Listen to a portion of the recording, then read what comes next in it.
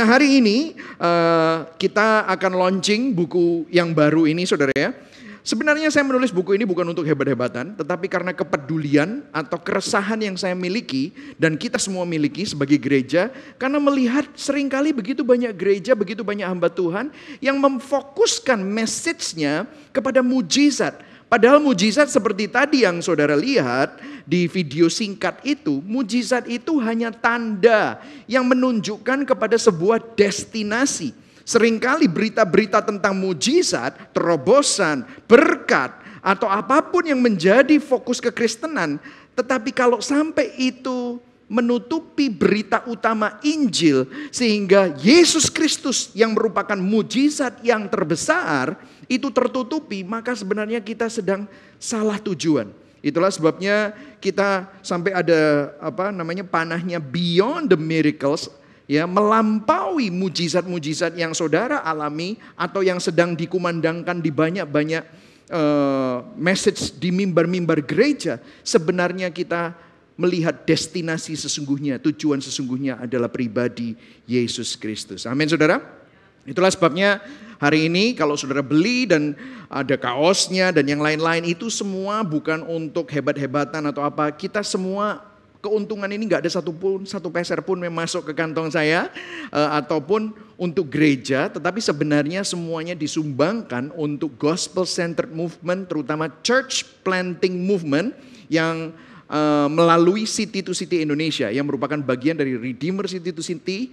Kita sister church dengan beberapa ratus gereja di seluruh dunia yang didirikan oleh Tim Keller ya dari New York City, Redeemer Presbyterian ya saudara ya. Jadi kalau saudara beli hari ini, semua keuntungannya masuk ke dalam misi di dalam Church Planting for Gospel Center. Oke? Nah, saya akan mulainya dengan sebuah tanda ya, tanda. Nah, ini orang Surabaya. Orang Surabaya kalau ngomong ice cream itu beda ya. Kalau bahasa orang Jakarta ngomongnya es krim gitu.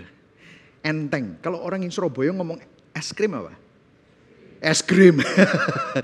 Es krim. Saya nggak tahu tanda ini gara-gara mau niru orang Surabaya atau di mana, dan saya nggak tahu tanda ini itu diambilnya di Surabaya atau enggak. Kok rasanya mungkin di Jawa Barat gitu ya. Ya, coba lihat es krim. Jadi es kriminal ya gitu saudara ya. Ya, saya tunjukin beberapa tanda-tanda yang kacau-kacau ya. Kalau misalnya orang Batak atau orang Sunda gitu, kalau mau membaca Alkitab, mereka pasti bilang, hari ini mari sama-sama kita buka Alkitab untuk membaca firman Tuhan.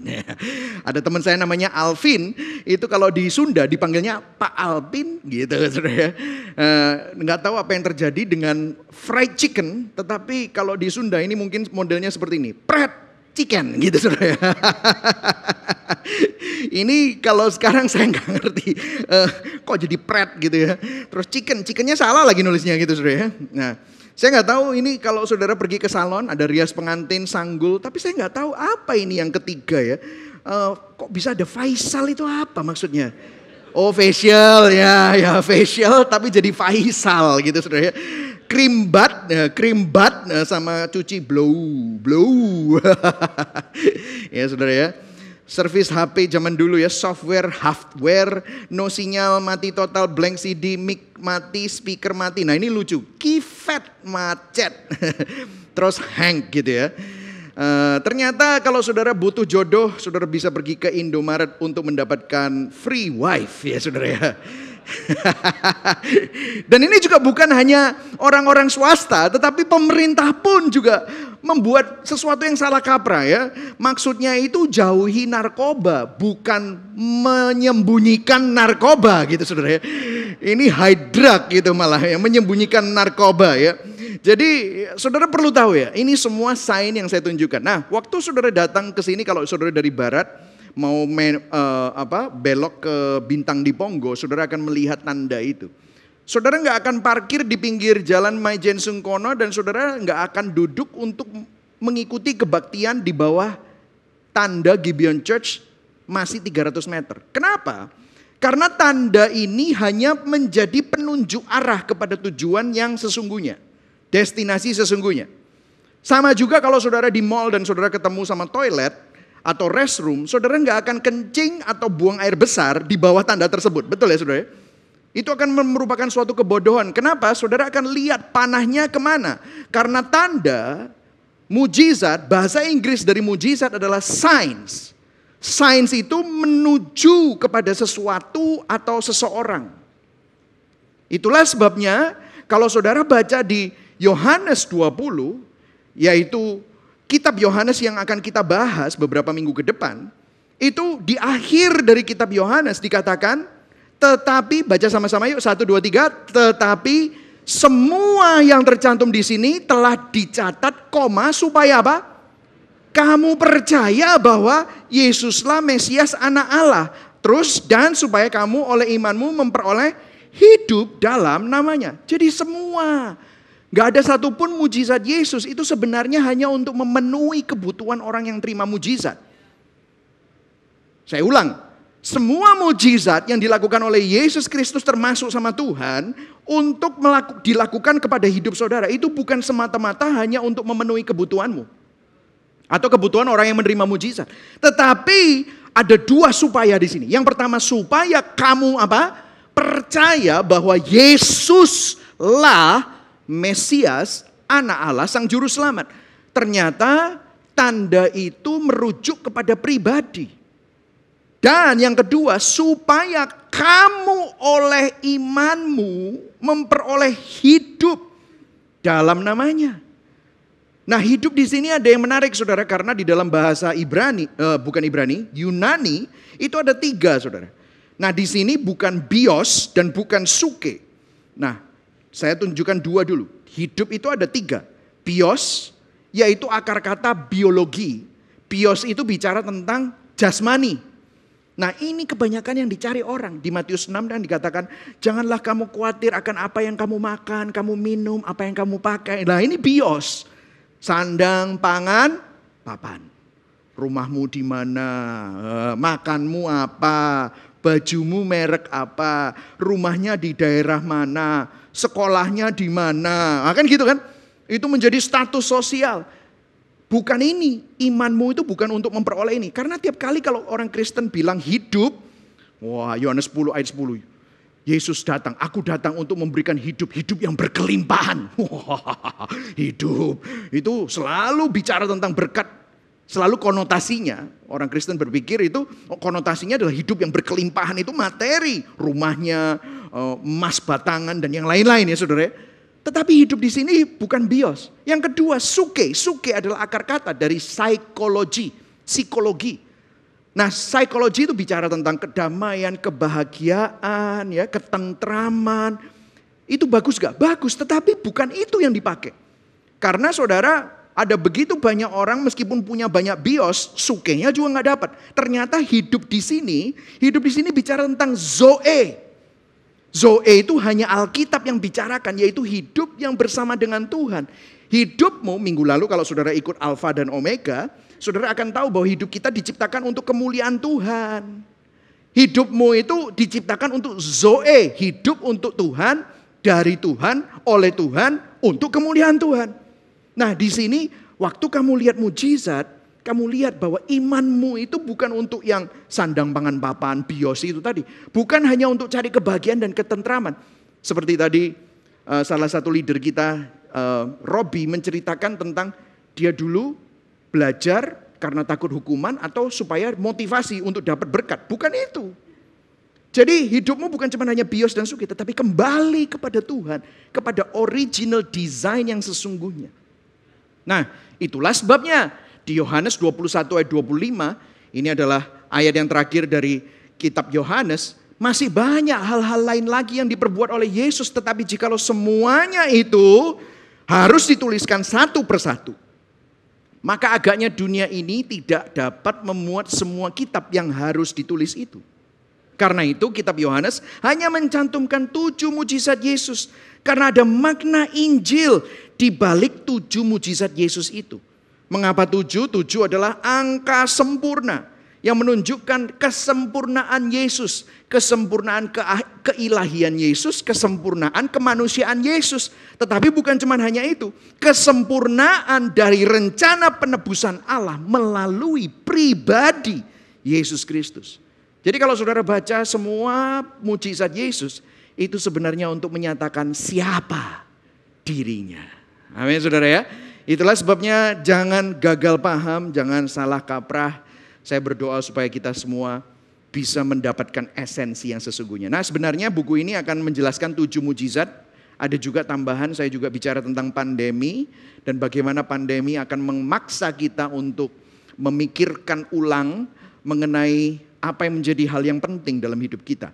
Tetapi hari ini saya akan bicara mujizat yang pertama. Minggu depan I make it as a surprise. Supaya saudara nggak baca dulu terus baru dengerin khotbahnya gitu saudara.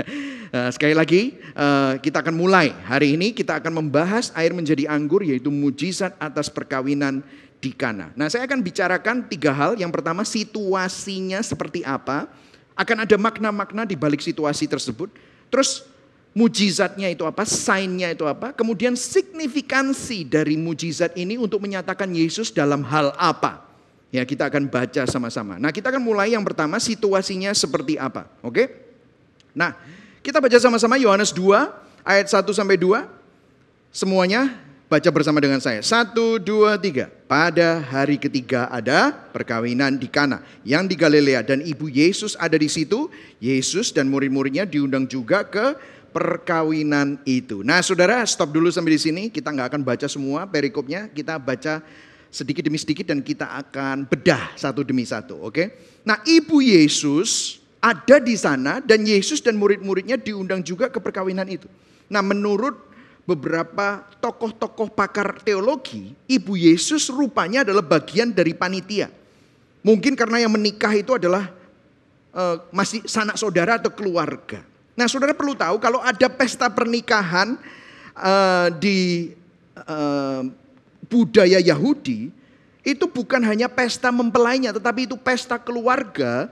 Meskipun orang Yahudi itu mukanya kayak orang bule ya, tetapi adat dan budayanya itu mirip sama orang Asia, bukan yang tinggal di perkotaan, tetapi di desa. Ya, jadi itu sangat komunal, ini merupakan sebuah pesta komunitas. Meskipun kamu ini tidak terlalu kenal sama yang nikah, tetapi kalau kamu bagian dari komunitas itu, pasti diundang untuk suruh datang. Jadi kayak open house begitu ya saudara ya. Pestanya bisa 3 hari. Kalau orangnya kaya, pestanya bisa 7 hari. Persiapannya bisa 1 tahun. Kalau orang kaya, persiapannya bisa 2 tahun. Nah ini budaya Yahudi ya. Jadi meskipun saudara dan saya misalnya kalau bagian dari komunitas itu nggak diundang, saudara akan tetap diundang untuk datang dan disuruh untuk datang. Jadi berbondong-bondong ribuan orang pada datang. Jadi ini adalah perkawinan di dalam adat Yahudi. Nah, kemudian kita masuk ke dalam ayat 3. Ketika mereka kekurangan anggur, ibu Yesus berkata kepadanya, nya huruf besar. Siapa ini? Yesus. Mereka kehabisan anggur. Nah, ini ceritanya luar biasa. Kenapa? Kok bisa tahu ibu Yesus bahwa mereka kehabisan anggur? Kalau saudara pergi ke pesta, saudara bisa tahu nggak kalau haisomnya habis? Enggak kan? Yang tahu siapa? IO-nya. Betul ya saudara ya? Siapa yang di sini pernah kerja IO? Wah kalau haisomnya habis, IO ini bingung nggak? Mateng makanan entek. Wah biasanya keluarga yang tahu. Nah ini anggurnya habis, mestinya yang tamu nggak tahu semua. Bahkan Yesus pertamanya juga nggak tahu. Tetapi dikasih tahu oleh ibu Yesus. Itulah sebabnya para pakar teologi mengambil kesimpulan bahwa ibu Yesus ini kemungkinan salah satu panitia atau salah satu sanak keluarga yang ngurusin pesta tersebut. Nah saudara perlu tahu, di zaman itu kehabisan anggur dalam sebuah pesta pernikahan itu sama memalukannya kalau kita kehabisan makanan dalam sebuah pesta perkawinan zaman sekarang. Saudara pernah pergi ke sebuah pernikahan, pesta pernikahan yang makanannya habis, pasti jadi pembicaraan sepanjang masa. Betul ya saudara? Atau kalau nggak enak, atau misalnya ada yang keracunan makanan di pesta tersebut. Jadi aib, betul ya saudara ya? Ini merupakan sesuatu kejadian yang cukup bisa membawa dan membawa aib atau mencoreng nama keluarga. Nah bisa dibayangkan betapa tegangnya Maria pada saat itu. Apalagi saudara, di masa itu anggur dalam pesta pernikahan itu melambangkan the favor of God. Itu melambangkan kemurahan Tuhan, the blessing of God, melambangkan berkat Tuhan. Jadi bisa diartikan seakan-akan kalau semua tamunya tahu bahwa anggurnya habis, maka seakan-akan kemurahan Tuhan dan berkat Tuhan atas keluarga itu juga kurang. Atau misalnya menjadi sebuah pembicaraan, kenapa ya kok seperti itu? Nah, kemudian waktu Yesus dibilangin bahwa mereka kehabisan anggur, ini ada sebuah reaksi yang cukup menarik. Kata Yesus kepadanya, mau apakah engkau daripadaku, ibu? Saatku belum tiba. Dalam bahasa Indonesia kata-kata Yesus ini masih terdengar sangat sopan. Kalau bahasa Inggris itu gini, what do you want from me, woman? Siapa di sini yang mama-mama? Saudara mama-mama? Coba anak saudara tiba-tiba ngomong sama Anda, what do you want from me, woman? Kira-kira apa? Kamu ya. Atau langsung dikoplak, pluak gitu saudara. Terus biasanya senjatanya mama-mama bilang apa? Kamu itu wis tak gembel 9 bulan, kamu udah tahu ya, kurang ngajar gitu kan saudara. Ya kan itu biasanya yang terjadi ya saudara. Wah ini luar biasa, ini kok bisa ngomong kayak gitu ya. Bayangkan di kondisi yang sedang sangat menegangkan, bukannya menjawab dengan kata-kata yang menenangkan, dia malah menjawab seperti itu. Nah saudara, untungnya ya Maria nggak marah, tapi saya yakin oleh inspirasi Roh Kudus, Maria ini sadar bahwa ini adalah waktu bagi anaknya untuk bertransisi dari anak seorang tukang kayu, anak Maria, memasuki pelayanannya sebagai anak Allah yang hidup, yaitu Sang Mesias. Ini adalah pelayanan transisi, transitional ministry of Jesus. Nah, saya move on ya, karena kalau nanti di sini terlalu lama nanti kita nggak selesai-selesai. Nah kemudian ada sesuatu yang menarik yang dikatakan oleh Maria kepada pelayan-pelayannya. Wah ini luar biasa.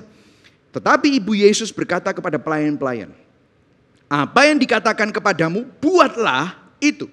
Bahasa Inggrisnya di dalam NIV dikatakan do whatever Jesus tells you to do.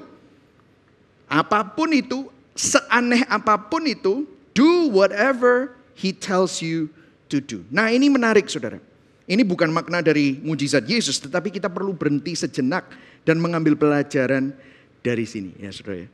Nah saudara, di dalam kehidupan kerohanian kita, ini apa yang dikatakan Maria ini luar biasa. Karena gini, kamu nuruto sama Tuhan ya. Kamu nuruto sama apa yang Yesus katakan.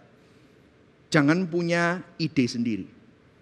Nah masalahnya begini, pertanyaannya, ini saya mau kita jujur hari ini, kita stop. Nah by the way buku ini selalu ada bilang stop and reflect. Kalau sudah lihat ada stop and reflect. Tiap kali ada sebuah kebenaran kita perlu stop and reflect. Ini adalah salah satunya. Ya, do we do whatever God tells us, or we expect God to do whatever we tell Him? Saya akan terjemahkan. Apakah kita melakukan apa yang Tuhan mau kita lakukan, atau kita memaksa Tuhan untuk melakukan apa yang kita mau?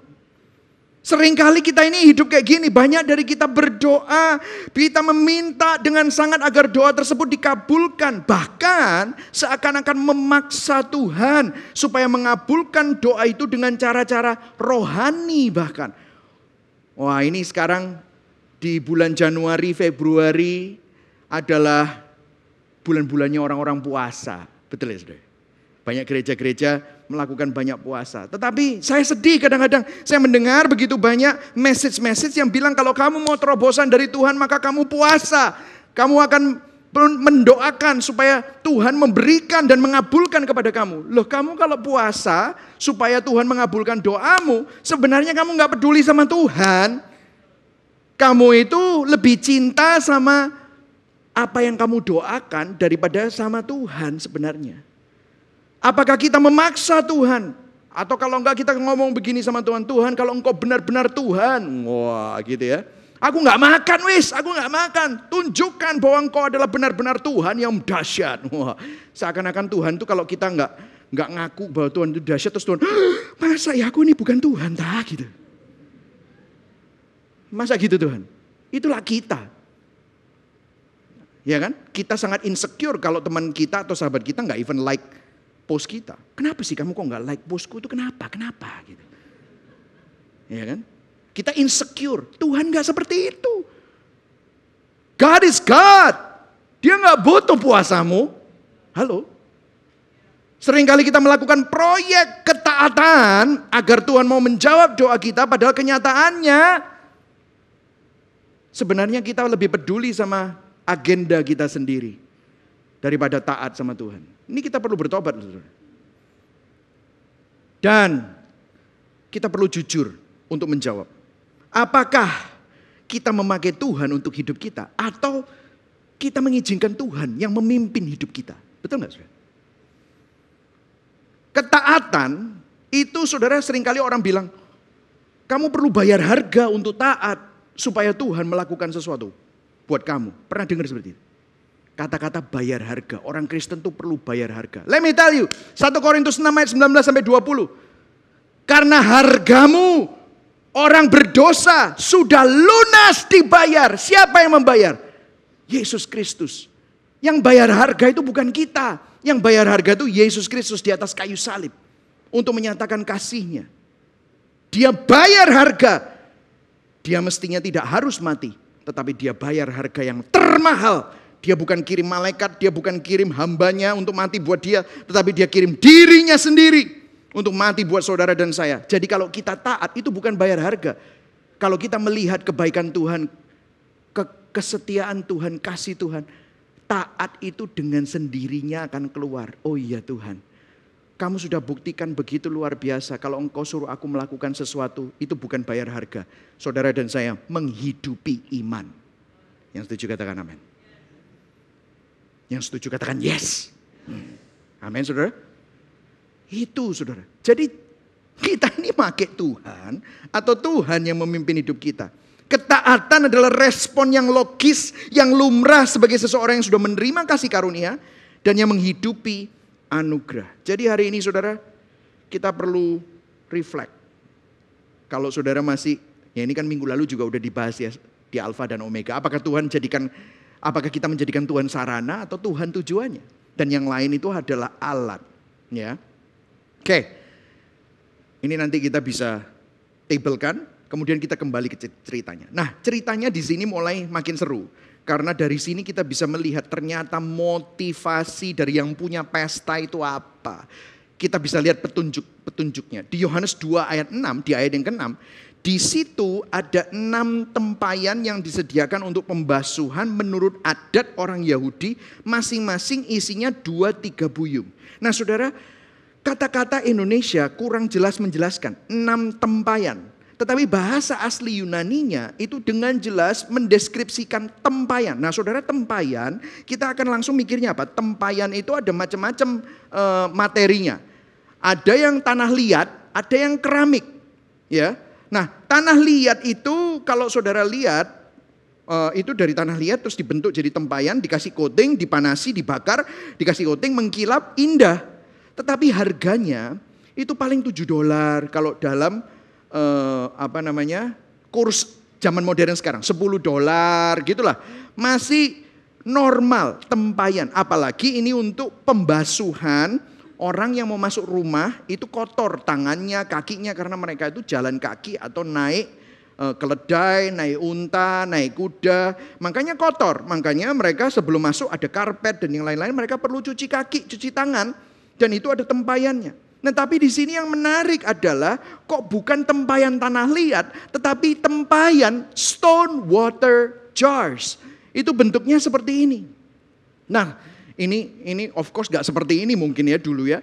Maksudnya tetapi ini adalah arkeologi ya, peninggalan arkeologi, penemuan arkeologi. Tetapi stone water jars itu bukan dari tanah liat, tetapi dari batu yang besar, dipahat, dikasih dekorasi. Bahkan sampai kayak ada tempatnya untuk air itu dipahat sampai dalamnya dikeluarkan. Jadi kira-kira harganya, kalau yang tadi itu $7, $10, tetapi kalau stone water jars, tempayan dari batu yang besarnya setinggi orang, karena itu besarnya besar saudara, setinggi tubuh manusia. Karena itu ribuan orang. Dan itu menunjukkan bahwa ini bukan sekedar tempayan biasa, tapi mahal. Mahalnya saudara 100 kali lipat. Jadi kalau ini $10 atau $7, itu 100 kali lipat itu $1.000 saudara. Nah, $1.000 zaman dulu mahal sekali, saudara. Kenapa? Karena ini dibutuhkan untuk dipahat. Nah, ini kalau saudara baca, ada berapa? Biasanya cuma 2 di pintu masuk. Tetapi ini ada berapa? 6. Wah, dekorasinya ini artinya luar biasa. Nah, setelah saya selidiki, ternyata kenapa kok ini menjadi sesuatu yang signifikan? Karena ini nggak normal. Untuk sebuah party biasanya cuma ada 1 atau 2 tempayan. Dan itu biasanya tanah liat. Tetapi ini batu dan ada 6. Bayangkan saudara pernah ke sebuah pesta yang megah. Terus dekorasinya aja bisa kerasa. Miliaran. Saudara begitu masuk. Wedian. Sing duwe hajat iki sugih. Betul ya saudara ya? Kenapa? Begitu masuk. Wah, megahnya luar biasa. Deng deng deng deng deng gitu saudara ya. Nah, ini begitu datang langsung 6 tempayan batu itu di sebelah kiri, di sebelah kanan, itu imajinasi saya sendiri ya. Nah, itu pokoknya 6, enggak tahu 6 dijejer atau sebelah kiri atau sebelah kanan. Mereka bilang gini, kalau untuk banyu, untuk air aja kayak gini, untuk bersihin kakiku sama tanganku aja kayak gini, apalagi nanti kita masuk, makanannya seperti apa? Mulai ngerti? Wine-nya seperti apa? Oh, ternyata ini semua ada motivasinya. Para ahli Alkitab menyimpulkan bahwa keluarga yang menyelenggarakan perkawinan ini sengaja menyiapkan ini untuk memberikan pameran kemegahan kepada perkawinan anak mereka. Jadi mereka mau membuat para tamu-tamu impress. Tempayan untuk air ini dipakai untuk sebagai pintu masuk, itu aja dari batu. Bahkan ada beberapa komentar yang bilang sambil bercanda, kemungkinan mereka kehabisan anggur gara-gara budgetnya habis untuk beli tempayan. Nah, ini beneran, ini ada yang ngomong begitu ya sambil bercanda gitu ya. Nah, maknanya apa ini saudara? Maknanya apa saudara? Ini masih situasinya. Maknanya apa? Ini bisa menjadi suatu bahan perenungan bagi kita. Coba kalau kita mau jujur. Berapa kali dalam hidup kita ini pakai cara kita sendiri, hikmat kita sendiri. Untuk membuat keputusan. Tetapi keputusan kita ini salah perhitungan. Keputusan kita ini membawa kita kepada kegagalan. Keputusan kita membawa kita salah investasi. Lagi rame ya. Yang robot-robot itu. Keputusan kita membawa kita jatuh dalam berbagai pencobaan malah lebih parah. Demi apa? Gengsi. Demi apa? Sombong. Demi apa? Hawa nafsu. Betul atau betul? Saya nggak tahu, seringkali hidup kita itu seperti itu. Suatu masalah dan suatu pergumulan yang besar itu sebenarnya bukan datang dari Tuhan, tetapi dari kebodohan kita sendiri. Tetapi puji Tuhan loh, puji Tuhan. Yesus itu, ini setiap kali saya memikirkannya. Ini menunjukkan apa sih? Kok Yesus itu masih sempat-sempatnya melakukan mujizat di tengah-tengah kebodohannya yang punya pesta. Kalau mau jujur ya, itu bukan kesalahan Yesus loh. Ini kan kesalahannya yang punya pesta. Yesus gak harus loh membantu. Yesus gak harus loh mengubah air menjadi anggur. Betul atau enggak? Dia gak utang sama siapa-siapa. Kalau Tuhan tolong saudara di tengah-tengah kebobrokanmu, keterpurukanmu gara-gara kebodohanmu sendiri. Saudara perlu tahu itu semua semata-mata anugerah. Itu semua semata-mata karena pertolongan dan kemurahan hati Tuhan. Dan hari ini, apa yang mau disampaikan sama Tuhan kepada kita melalui cerita ini? Ini simple, cerita simple. Our mistakes are never too big for Jesus to redeem. Tidak ada kesalahan yang terjadi di dalam hidup kita yang terlalu besar, yang tidak dapat ditebus oleh Yesus, yang tidak pernah dihiraukan malah sama Tuhan. Tuhan kita adalah Tuhan yang peduli. Yang setuju katakan amin. Terima. Saya nggak tahu, mungkin saudara membuat kesalahan dalam keputusanmu, dalam keuanganmu, dalam hubunganmu, dalam gaya hidupmu. Kamu membuat keputusan-keputusan yang bukan didorong oleh firman Tuhan, bukan didorong oleh Roh Kudus, tapi oleh keinginanmu untuk kaya, untuk pamer, untuk gengsi. Saya nggak tahu deh. Apapun keputusan itu, Tetapi Tuhan tetap peduli. Melalui mujizat ini, Yesus ingin menyatakan pada Anda bahwa tidak ada dosa yang terlalu besar. Tidak ada kegagalan yang terlalu fatal yang Tuhan tidak dapat pulihkan dalam hidup kita semua. Yang setuju katakan amin. Berikan tepuk tangan buat Tuhan. Bukankah Tuhan kita adalah Tuhan yang baik? Amin, saudara. This is good. Oke? Nah, kita akan teruskan selanjutnya. Oke? Signs. Jadi tadi situasinya seperti itu. Sekarang mujizatnya. Nah, di sini mujizatnya mulai terjadi. Di situ ada 6 tempayan yang disediakan untuk pembasuhan menurut adat orang Yahudi, masing-masing isinya 2-3 buyung. Ayat 7, kita baca sama-sama. 1, 2, 3. Yesus berkata kepada pelayan-pelayan itu, isilah tempayan-tempayan itu penuh dengan air, dan mereka pun mengisinya sampai penuh. Ayat 8, semuanya baca. Lalu kata Yesus kepada mereka, sekarang cedoklah dan bawalah kepada pemimpin pesta, lalu mereka pun membawanya. Ayat 9, setelah pemimpin pesta itu mengecap air yang telah menjadi anggur itu, dan ia tidak tahu dari mana datangnya. Tetapi pelayan-pelayan yang mencedok air itu mengetahuinya, ia memanggil mempelai laki-laki. Ayat 10, kita baca sama-sama ayat 10. 1, 2, 3. Dan berkata kepadanya, setiap orang menghidangkan anggur yang baik dahulu, dan sesudah orang puas minum, barulah yang kurang baik. Akan tetapi engkau menyimpan anggur yang baik sampai sekarang. Wow, saudara. Saudara, ini sesuatu yang luar biasa ya, saudara. Saya kasih sedikit deskripsi banyaknya anggur yang banyaknya air yang dirubah jadi anggur itu seberapa banyak. Oke. Kan dikatakan 1 buyung 2 buyung, ya kan? Isinya 1 tempayan. Saya kasih tahu kepada saudara, 1 buyung itu sekitar 10 galon. Kalau 2-3 buyung artinya 20 sampai 30 galon isinya tempayan. Dikalikan 6 tempayan artinya ada 120 galon. Nah, 1 galon itu kurang lebih 4 liter. Jadi kalikan 120 galon kalikan 4 liter.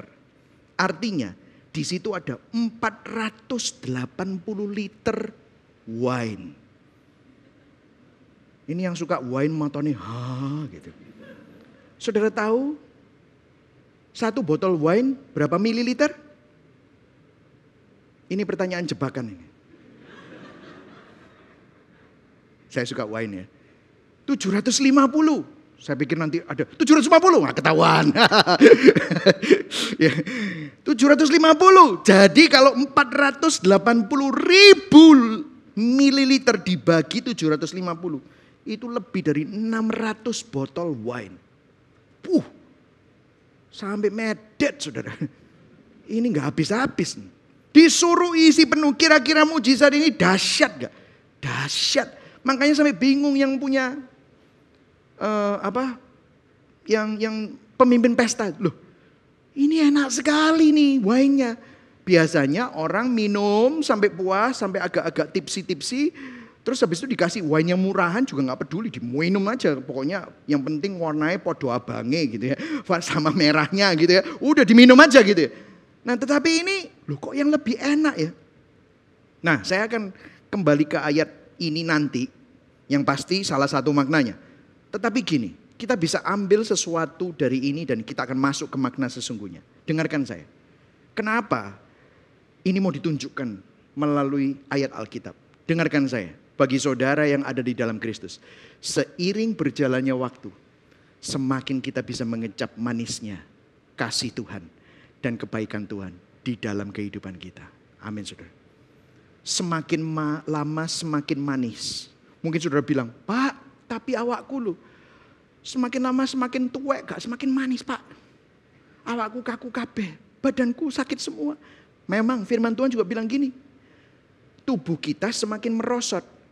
Tetapi firman Tuhan melalui Rasul Paulus di 1 Korintus dikatakan apa? Tetapi manusia batiniah kita diperbaharui dari sehari ke sehari. Semakin kita melihat, semakin kita kenal Tuhan, semakin kita bisa merasakan kasih dan kebaikan Tuhan di dalam kehidupan kita. Hidup saudara dan saya semakin manis karena kita bisa merasakan manisnya kebaikan Tuhan dalam hidup kita. Nah, waktu saudara dengar begini ya, waduh iki enak, aku lega. Tapi saudara biasanya bilang gini, kasih dan kebaikan Tuhan. Nah, masalahnya gini, orang Kristen ini senang gini. Konotasi kasih dan kebaikan Tuhan itu selalu dihubungkan dengan pemeliharaan jasmani, kebaikan Tuhan dalam hal materi. Ya itu loh, senangnya begitu. Tetapi ya, saya masuk signifikansinya.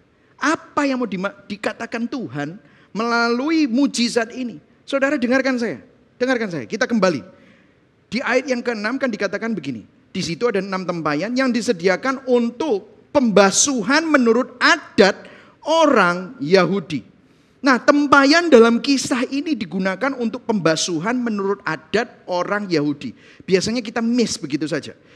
Tetapi adat orang Yahudi ini apa? Sebelum masuk rumah untuk menghormati yang punya rumah. Dan adat ini sama juga sebelum saudara masuk ke rumah ibadah. Adat ini sama juga sebelum saudara masuk ke sinagog. Adat ini juga sama kepada orang yang mau masuk ke bait Allah. Sebelum masuk ke sebuah rumah ibadah atau untuk menghormati yang punya rumah, kita perlu membersihkan dulu. Dan begitu kalau mereka mau masuk ke rumah ibadah atau bait Allah, mereka harus mengambil air dari tempayan dan mereka harus menggunakan alat untuk mengambil air itu yang memiliki 2 pegangan. Seperti ini bentuknya. 2 pegangan. Kalau bahasa Jawa ini gayung. Tapi gayungnya nggak cuma 1 pegangannya. Kenapa kok harus 2? Oh, ternyata ini ada signifikansinya, saudara. Karena 1 pegangan untuk dipegang tangan yang masih kotor, sedangkan pegangan yang 1 lagi dipegang untuk tangan yang bersih. Jadi ya dipegang pakai tangan kotor, misalnya tangan kiri saudara kotor, saudara pegang, saudara ciduk airnya, saudara bersihkan tangan saudara yang satunya sampai bersih, saudara ambil kain untuk bersihkan, sudah baru pegangan yang ini dipegang untuk membersihkan tangan yang kotor, baru yang lain-lain dibersihkan, saudara. Begitu ribetnya. Dan ini dilakukan untuk apa? Sebelum masuk rumah ibadah, sebelum masuk sinagog, sebelum masuk bait Allah. Dan ini dilakukan terus menerus.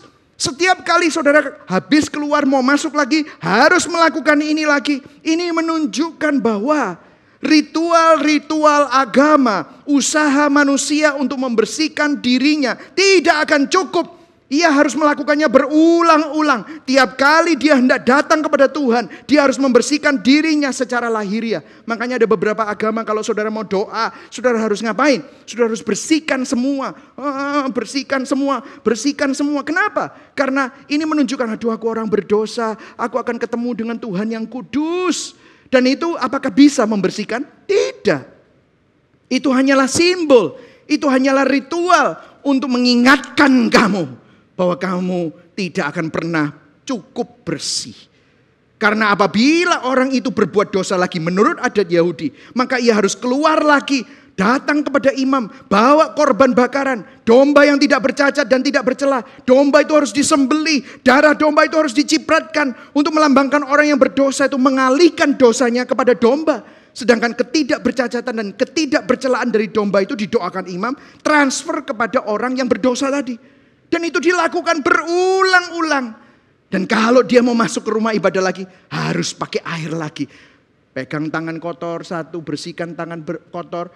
Pakai tangan yang bersih, bersihkan tangan kotor, baru bersihkan semua. Itu diulang-ulang. Apa signifikansi dari semua ini? Ini menunjukkan usaha manusia gak akan pernah bisa cukup untuk menguduskan dirinya. Air jadi anggur ini kalau kita lihat, ada signifikansi yang lebih besar daripada sekedar manisnya kasih Tuhan dan pemeliharaan Tuhan secara materi, saudara. Apa anggur ini? Nah, kalau kita melihat nubuatan-nubuatan di perjanjian lama mengenai anggur, seperti, dengarkan saya, di kitab Amos, di kitab Hosea, di kitab Yoel, di kitab Yesaya. Saya gak punya waktu untuk buka semuanya, tetapi saya pilih 1 saja. Karena kalau kita buka semua jadi pendalaman Alkitab ya sudah bisa 2 jam gitu. Tetapi 1 aja. Yesaya 25 ayat 6-8. Judulnya yang huruf besar di garis bawah. Baca sama-sama. 1, 2, 3. Keselamatan bagi bangsa-bangsa. Saudara tahu setiap kali anggur disebut dalam nubuatan, itu selalu konotasinya eskatologi. Kedatangan Mesias. Untuk meniadakan maut, kedatangan Mesias untuk menghapuskan air mata orang-orang yang berdosa, untuk mengangkat semua perkabungan yang ada karena keadaan dunia yang begitu jahat. Lihat, baca ayat 6. Tuhan semesta alam akan menyediakan di gunung Sion ini bagi segala bangsa-bangsa suatu perjamuan dengan masakan yang bergemuk. Suatu perjamuan dengan apa, saudara? Anggur yang tua benar, masakan yang bergemuk dan bersumsum, anggur yang tua yang disaring endapannya. Ini anggurnya pristine, kualitas tertinggi. Dan di atas gunung ini Tuhan akan mengoyakkan kain pergabungan yang diselubungkan kepada segala suku bangsa, dan tudung yang ditudungkan kepada segala bangsa-bangsa. Di mana bangsa-bangsa ini mengalami perkabungan terus. Kenapa? Ada begitu banyak kejahatan. Ayat 8. Ia akan meniadakan apa? Maut. Tidak ada lagi maut untuk seterusnya. Dan Tuhan Allah akan menghapuskan air mata dari segala muka, dan aib umatnya akan dijauhkannya dari seluruh bumi. Masih ingat tadi? Kalau keluarga ini yang punya pesta sampai orang tahu dia kehabisan anggur, itu jadi apa? Aib. Wah. Saudara tahu mujizat air jadi anggur itu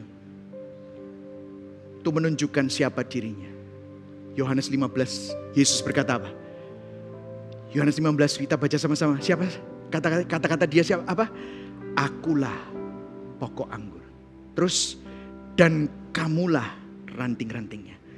Barang siapa tinggal di dalam aku dan aku di dalam dia, ia berbuah banyak. Sebab di luar aku kamu tidak dapat berbuat apa-apa.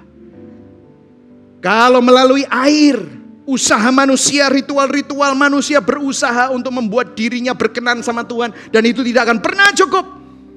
Tetapi puji Tuhan, karena begitu besar kasih Allah akan dunia ini, sehingga dia mengaruniakan anaknya yang tunggal, supaya barang siapa yang percaya kepadanya tidak binasa, melainkan beroleh hidup yang kekal. Tuhan tidak membiarkan kita dalam keberdosaan kita. Tuhan tidak membiarkan kita dalam keterpurukan, kebejatan kita. Tetapi dia memberi dirinya sendiri. Dialah sang anggur yang sejati. Akulah pokok anggur. Roma 5 ayat 8, tadi kita sudah baca ayat fotum pertama kali. Akan tetapi Allah menunjukkan kasih-Nya kepada kita oleh karena Kristus telah mati untuk kita ketika kita masih berdosa. Itulah makna sesungguhnya dari air menjadi anggur. Apa yang tidak mungkin dilakukan manusia diselesaikan oleh Yesus Kristus. Air hanya membersihkan sementara, tetapi anggur, hari ini kita akan mengambil roti dan anggur perjamuan. Waktu Yesus berkata, inilah darahku, dia berkata dirinya sendiri. Ini akan menjadi meterai perjanjian baru. Saudara dan saya diselamatkan bukan karena kamu layak selamat, tetapi karena Allah yang mencari saudara. Air yang menjadi anggur menunjukkan pembersihan, bahwa saudara dan saya dibersihkan.